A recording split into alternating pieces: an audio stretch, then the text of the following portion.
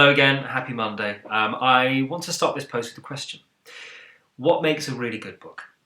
It's a stupid question, of course, because for every one of us there are probably many, many different answers. But there is one thing that keeps coming back to me this year with some of the books that I've been reading, and it is brevity.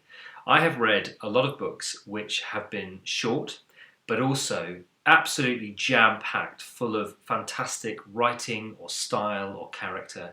And because of that concentration, they have felt so much more rewarding than some of the more bloated tomes that I've read this year. And I read a book from cover to cover yesterday, which I thought I'd talk about today, which absolutely fits that brief. Here it is. It is called This Should Be Written in the Present Tense by Helle Helle, and she is a Danish writer, and the book is published by Harvel Secker. The first thing to say about this book actually is how lovely it is in your hand.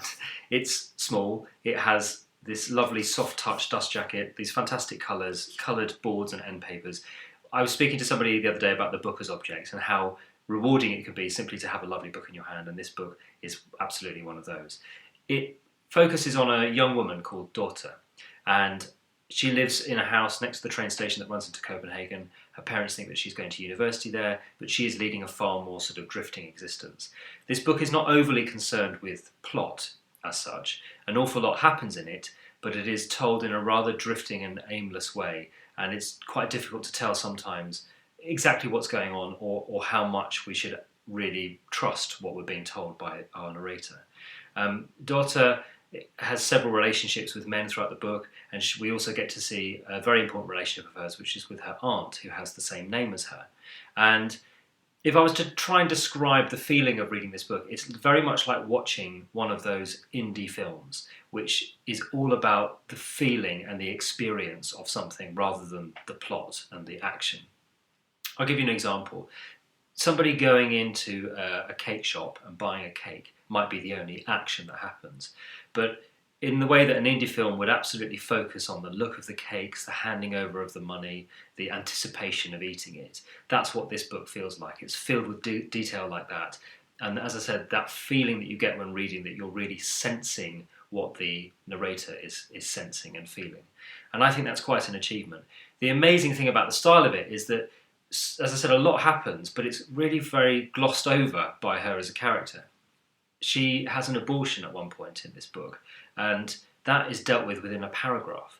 Now that would be the focus of an entire novel for some writers, but Helle decides that this character is going to simply sort of gloss over it, and it is mentioned and then we move on, and it's simply a part of her relationship with that particular man. And another page later on in the book, her relationship with a man is dealt with in its entirety, from start to finish, including both of them having a birthday, within a page. And then we move on to the next person. And I've never read a book like this, I don't think, because not all short books are the same. And another of the shorter novels I read this year, which I love, Department of Speculation by Jenny Offill, had brevity at its heart, but it had these very, very concentrated sentences which were full of import and meaning. And this book is almost the opposite of that. It's very drifting. And indeed, I know that some people may find that style slightly difficult or even boring, but I found it very, very easy to read, and because I was able to read it from cover to cover within the day, I just really enjoyed the sensation of reading it, and I felt like I had a real sense of what Dorte was going throughout the book.